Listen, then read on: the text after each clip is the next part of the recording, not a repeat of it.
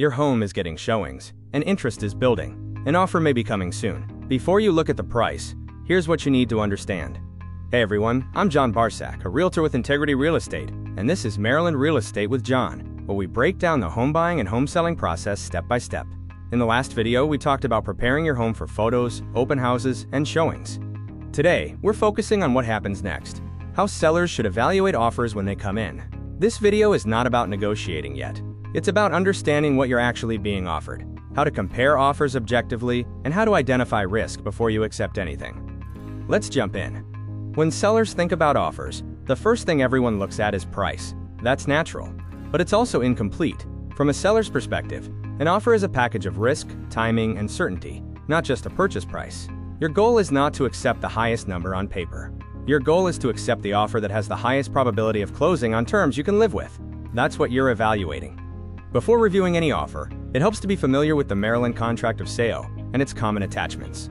Offers often arrive with deadlines, so having a basic understanding of where key terms live, like price, contingencies, settlement date, and concessions, allows you to evaluate quickly and confidently. In a future video, I'll walk through the Contract of Sale section by section.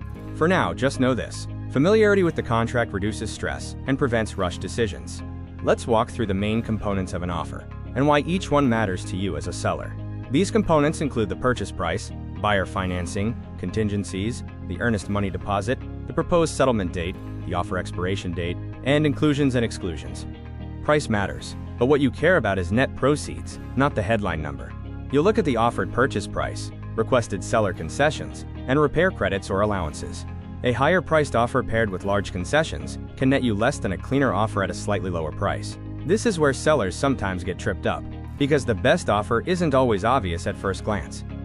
Next, you'll evaluate how the buyer is paying. You'll want to ask the following questions. Is the buyer pre-approved or just pre-qualified? How large is the down payment? And who is the lender? A strong pre-approval from a reputable lender significantly reduces the risk of the deal falling apart. Contingencies are conditions that must be satisfied for the deal to close.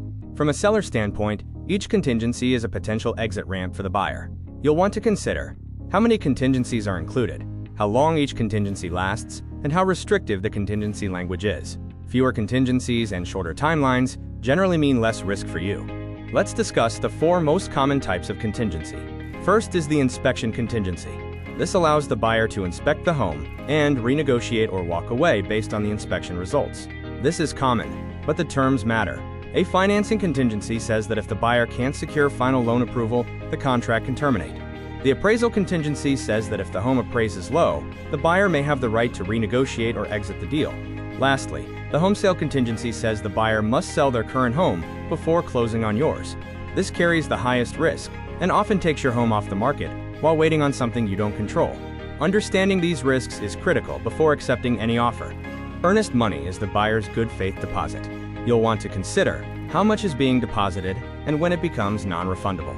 A higher EMD signals seriousness and commitment. It also gives the buyer more incentive to work through issues instead of walking away. Timing matters. You'll evaluate whether the proposed settlement date aligns with your move-out plans, your next purchase, and any job relocation or family timing. Settlement dates are often flexible and can be adjusted without touching price, which makes them a powerful evaluation and negotiation tool. The expiration date determines how long you have to respond. In competitive situations, deadlines can be used strategically. In slower markets, they can create unnecessary pressure. This is a subtle but important part of offer evaluation. Before your home ever went on the market, your listing already spelled out what items are included and what items are excluded from the sale. Things like appliances, window treatments, garage door openers, or mounted TVs. When you review an offer, you're not deciding this from scratch. You're checking whether the buyer is asking for anything different than what was advertised in the listing. Most of the time, this is straightforward, but even small requests can matter. A washer and dryer, a refrigerator, or a mounted TV can represent real value, and misunderstandings here can create tension later if they're not addressed early. The goal is clarity. Anything that differs from what was originally listed should be clearly documented, intentional, and agreed to upfront, so there are no surprises as you move toward closing.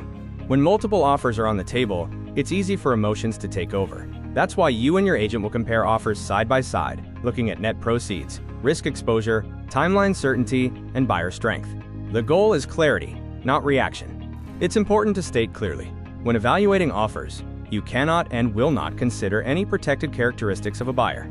In Maryland, protected characteristics include race, color, religion, sex, national origin, familial status, disability, marital status, sexual orientation, and gender identity. Source of income or genetic information also can't be considered. All decisions must be based strictly on the terms of the contract. This protects you legally and ensures the process is fair and ethical. It's important to remember that you're not expected to evaluate offers on your own. This is where the experience and perspective of your real estate agent really matters. You and your agent will review each offer together, focusing on the terms that affect your risk, your timeline, and your bottom line. Your agent's role is to help you interpret what each offer really means, flag potential concerns, explain trade-offs, and put everything into context so you can make a confident, informed decision. Offers can look similar on the surface, but carry very different levels of risk. Having a professional guide you through that comparison helps reduce stress, avoid costly mistakes, and ensures you're choosing the strongest overall offer, not just the most attractive number on the first page. To recap, evaluating offers isn't about picking the biggest number. It's about understanding risk, certainty, and net proceeds. Thanks for watching. Everything we covered in this video, and the entire Maryland home selling process, is laid out step by step in my Home Seller's Handbook. If you'd like a copy, head over to johnbarzak.com, go to the contact section, and message me for a free PDF of the handbook. I'm happy to send it your way.